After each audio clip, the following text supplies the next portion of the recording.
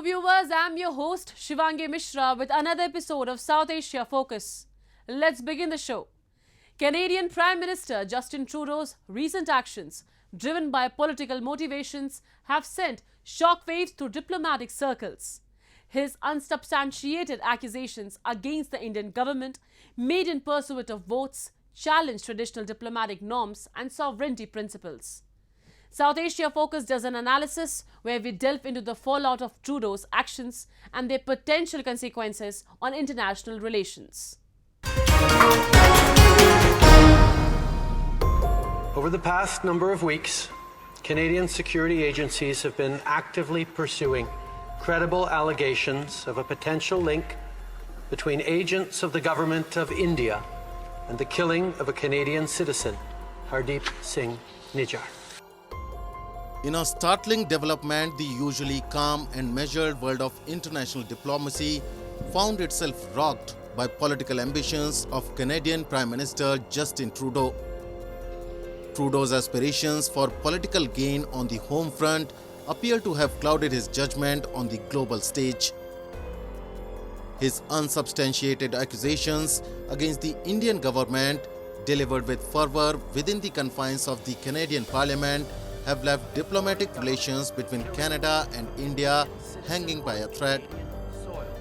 In a bid to secure votes from Canada's influential Khalistan supporters, Trudeau has taken an ill-conceived, short-sighted step of levelling serious accusations against the Indian government.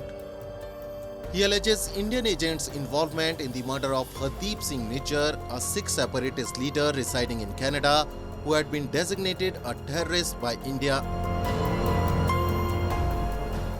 As I've said, India and the government of India needs to take this matter with the utmost seriousness.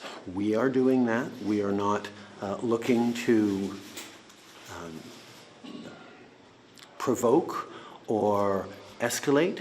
We are simply laying out the facts as we understand them, and we want to work with the government of India to lay everything clear and to ensure that there is proper process. What makes this accusation particularly eyebrow-raising is the stark absence of concrete evidence to back these charges, leaving many, including the opposition leader in Canada, to question the wisdom of Trudeau's action in the realm of diplomacy. Trudeau's action have set in motion a series of events that have sent shockwaves through diplomatic circles. His move challenges the traditional notions of sovereignty and mutual respect between nations, and it has not gone unnoticed on the international stage. This move also threatens to unravel years of collaborative efforts between Canada and India and serves as a stark reminder of the delicate balance that diplomacy seeks to maintain. Trudeau's relentless pursuit of implicating the Indian government in Nijjar's murder has been met with skepticism and disbelief in India. Moreover, his actions are perceived as an unwarranted intrusion into India's sovereignty, a line that should never be crossed in international relations. India, not one to take such allegations lightly, responded with decisiveness.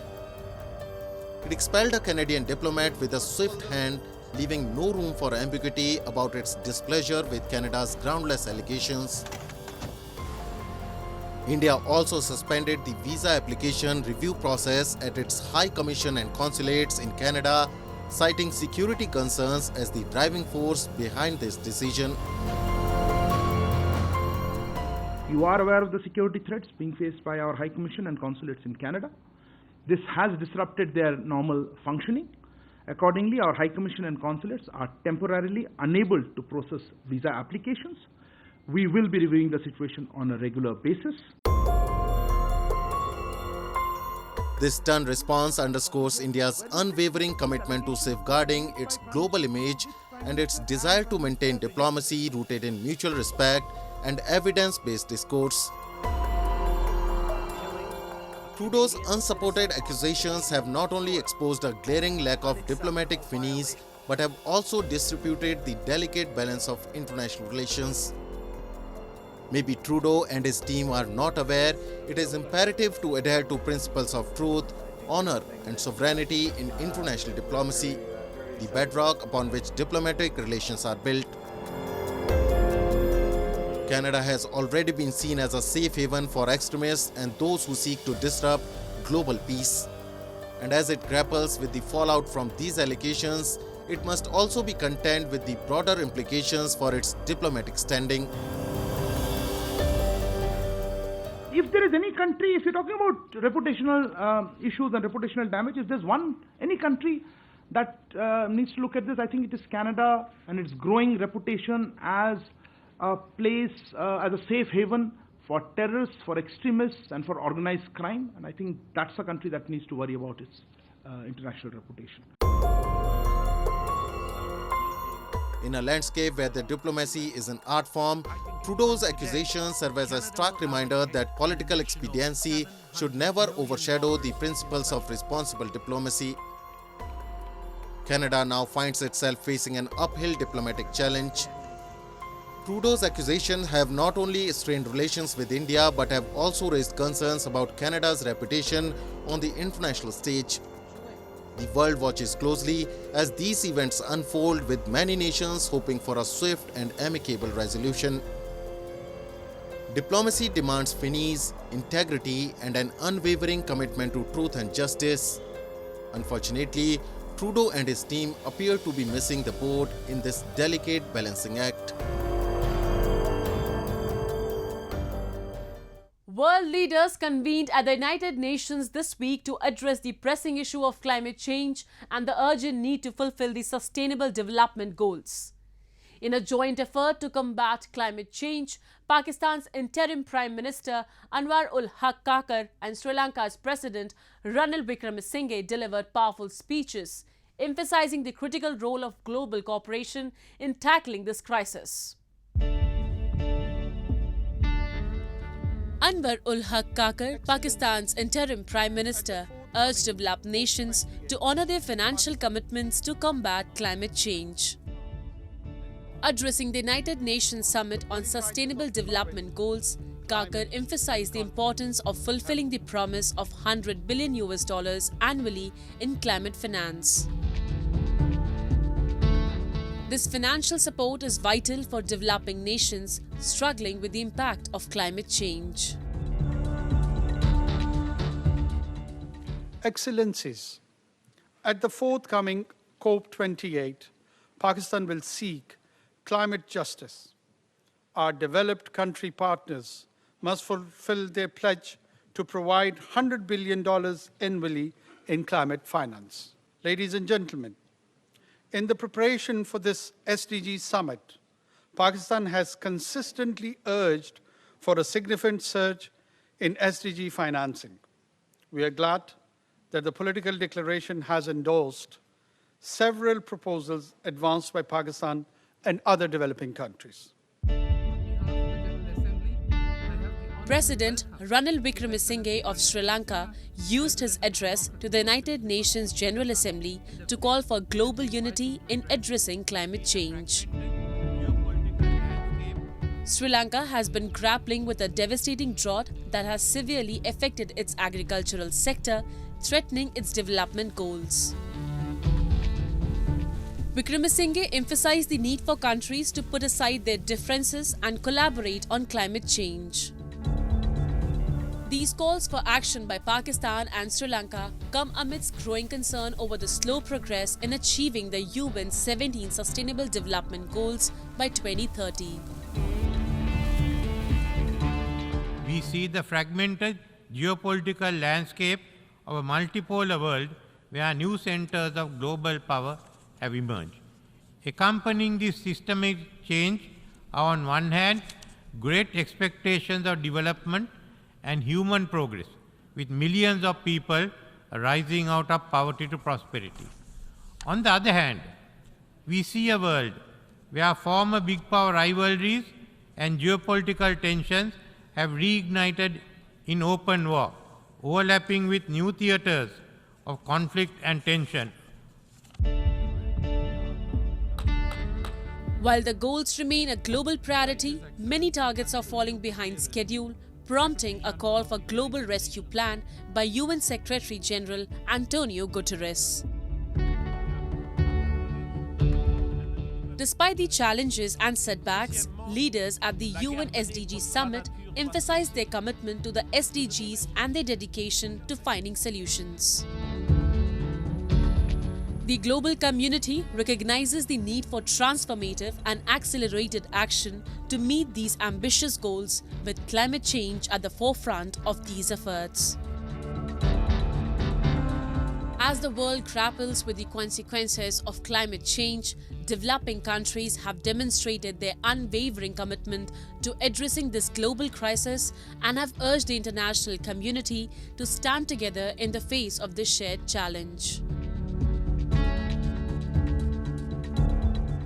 The road ahead may be daunting, but the resolve to protect the planet and achieve sustainable development remains stronger than ever.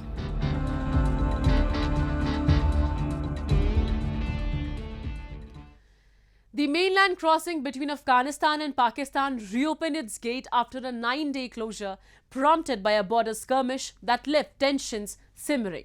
The incident had put a halt to the vital connection between the northwestern Pakistani city of Peshawar and Jalalabad, the primary city in Afghanistan's Nangarhar province, and onward to the capital, Kabul. The reopening represents a significant moment in their complex history where cooperation and conflict have often intertwined.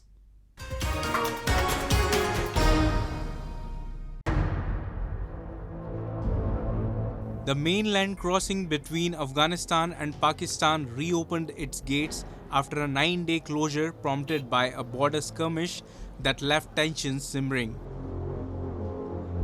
The incident had put a halt to the vital connection between the northwestern Pakistani city of Peshawar and Jalalabad, the primary city in Afghanistan Nangarhar province, and onward to the capital Kabul. The closure had caused distress among travelers and traders who rely on this key lifeline for goods and movement. Families endured lengthy waits, with some reporting they had been stranded for 10 days as they awaited the reopening. 10 दिन से इधर हम रह रहे Torkham border में मुश्किलात इतने हैं कि फैमिली के रिहाइश के लिए जगह नहीं है। ठीक है, उठले सारे बंद थे। अभी जो आज जो है ना बॉर्डर खुला हुआ है, तो अभी जो है ना उठले खुले। इधर गोटपाल पे हम बच्चों के साथ सोते होते हैं। ठीक है, अभी खाने के लिए हमारे पास पैसे नहीं है। किसी टाइम भी जो है ना उधर से हमने उधार करके लाए थे, वो पैसे सारे खर्च हो गए। अभी कुछ भी नहीं है। अभी बच्चों के लिए खाने के लिए पैसे नहीं। अभी बोलता है मुझे नान खिलाओ, भाई किधर से मैं इनको खिलाऊं? जेब में पैसे जब नहीं हो तो खाना किधर से खिलाऊं? Historically, the Afghanistan-Pakistan border has been a site of both cooperation and conflict. The Durand Line, established in the late 19th century, has been a source of dispute, with Afghanistan never fully recognizing it as its border with Pakistan. This historical disagreement has occasionally flared into tensions and border clashes. However, it's essential to note that two neighboring nations have also shared positive interactions, especially in the form of trade and cultural exchanges. The border region has been a hub for the movement of people, goods, and ideas, fostering a unique blend of cultures and traditions. Despite historical tensions, the reopening of the border crossing signifies a willingness to maintain essential connections and cooperation. Both Pakistan and Afghanistan recognize the economic and humanitarian significance of keeping these routes open, acknowledging that such cooperation can lead to mutual benefits and regional stability. 9-10 दिन बन रहा है, तो अभी थोड़े 2-3 दिन ज़्यादा वो रश होगा, लोग आएंगे, इसकी वजह से 9-10 शायद ये थोड़ा ऊपर चला जाए फिगर। बाकी रूटीन में 4-4-5 हज़ार के दरमियान में होता है। As the gates swing open once more, the residents on either side of the border hope that these two neighboring nations can continue to navigate their complex history while prioritizing peaceful coexistence and collaboration in the face of shared challenges.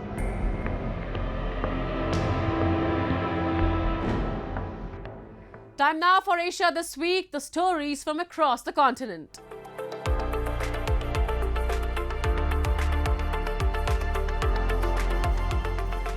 Iran on Friday paraded its military hardware to mark the beginning of Holy Defense Week. The parade was attended by Iranian President Ibrahim Raisi, who expressed in his address the importance of regional security and concerns regarding the presence of foreign armies in the region. The display included drones, special military vehicles, motorcycle motorcades, mobile missile launch platforms and other military vehicles.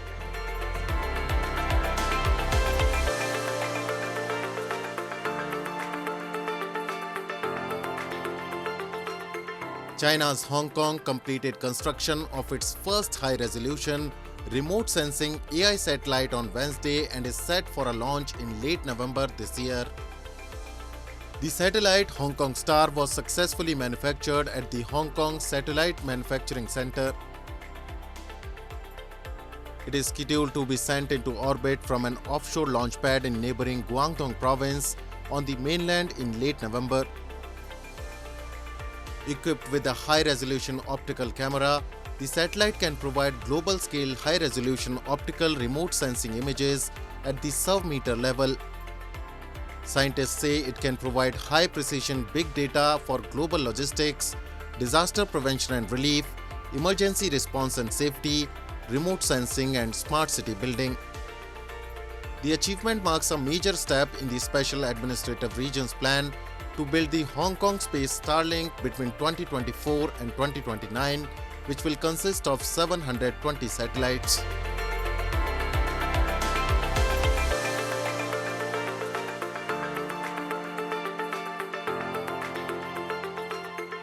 Japan's leading global provider of information and communication technology solutions, NTT Communications, is helping to reduce CO2 in agriculture. Based on collaboration with Yanmar Holdings, this project is moving forward. It is well known for its agricultural equipment and facilities. This project aims to get advantageous carbon credits. In Ono city of Fuki Prefecture, paddy fields are spreading to produce rice. Methane gas is created in large quantities throughout the growth process, with the greenhouse effect being 25 times greater than that of carbon dioxide. NTT Communication provides a sensor named Miharas in the paddy field for the reduction of methane gas, enabling it to get big carbon credit. あちらに見えますのがですね、農業 IoT のミハラスといったようなソリューションになっております。水位であったりだとか、地温であったりだとか、様々な情報を取得することができるようなソリューションになっております。連動させていただきまして、エビデンスをもとに提出させていただくことによって、クレジットを創出しようといったようなところで今進めております。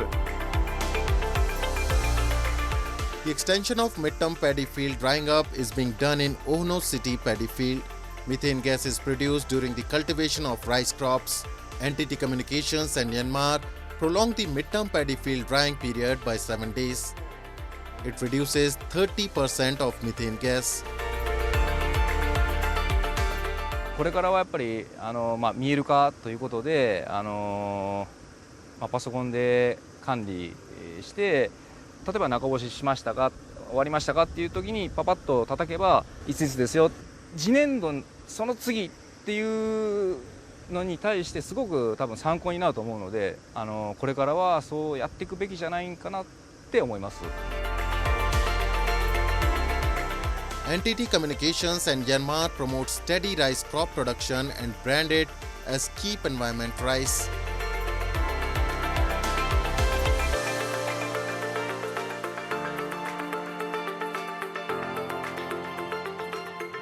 JFE Engineering is a leading business in the waste treatment and electricity generation sectors. Additionally, in the building of energy facilities, pipelines and bridges. JFE Engineering set up a 5G digital innovation plant using an old waste incineration facility. It prepares a high-speed 5G facility with a large capacity. It enables never delay and multiple access. It is freely open to any companies and institutes to investigate digital innovation plants. The 5G facility ensures safety at work. It can detect workers who are not wearing helmets and make sound alarm. The 5G innovation plant is seeking unmanned operation.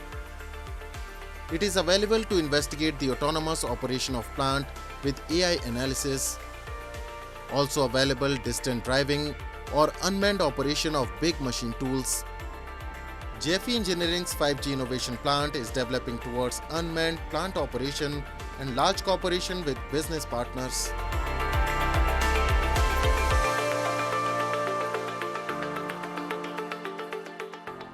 Viewers, now we take you to immerse in the celebrations of the much-awaited festival of Ganesh Chaturthi. The festival is being celebrated with great devotion across India and other parts of the world.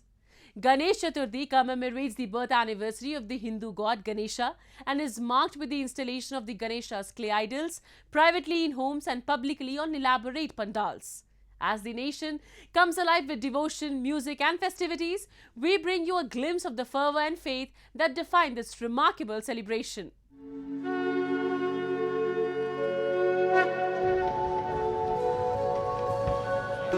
Amidst the chants of Ganpati Bappa Moria, devotees once again welcome and open their doors to Lord Ganesha as they begin the grand celebrations of Ganesh Chaturthi in India and other parts of the world by bringing his exquisite statues to their various houses and communal pandals in huge processions and in a grand style.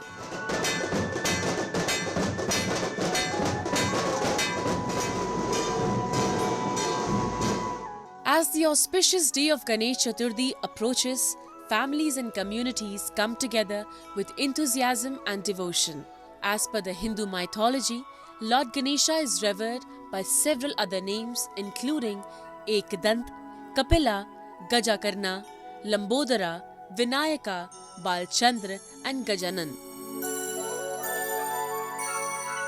These celebrations, which can span anywhere from 1 to 11 days, include rituals, the construction of pandals and their visiting, the wearing of vibrant costumes in parades, plays and musical shows, the offering of a variety of delicacies and sweets to the deity, and the immersion of idols in water bodies.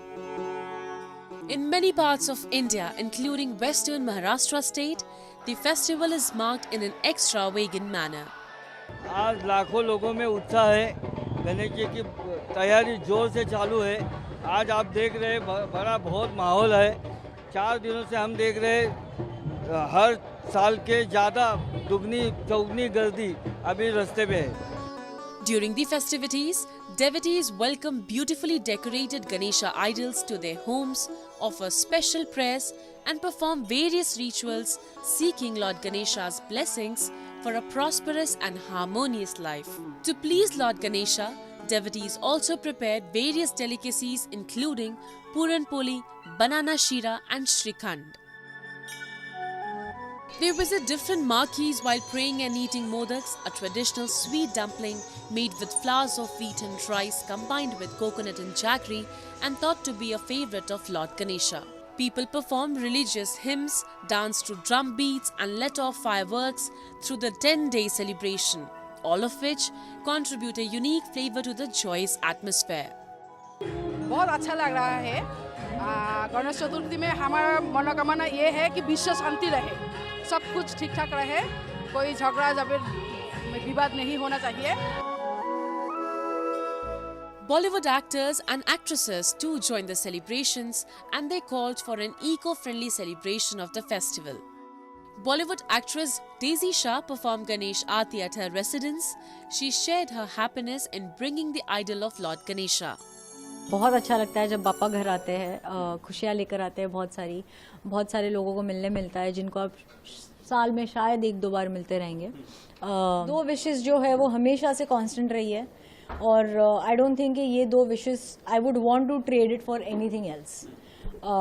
एक तो है animal cruelty को लेकर और दूसरी है कि मुझे इतनी स्ट्रेंथ दे कि मुझ में इतनी क्षमता दे या मुझे इतनी औकात दे कि अगर कोई मेरे पास आता है और मेरे से मदद मांगता है तो मैं उसे हेल्प करने की वो टाइम पे उतनी स्ट्रेंथ रख सकूं। Lord Ganesha is considered the embodiment of wisdom and is widely revered as the remover of obstacles.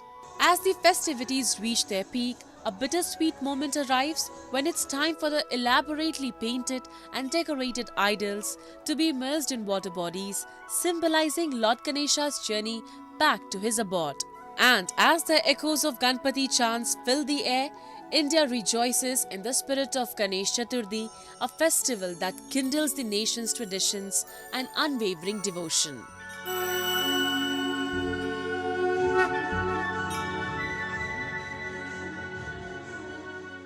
As we conclude the grand celebrations of Ganesh Chaturthi, let us remember that Lord Ganesha teaches us to face life challenges with wisdom and grace. And with that, we come to the end of this week's episode. See you next week. Goodbye and take care.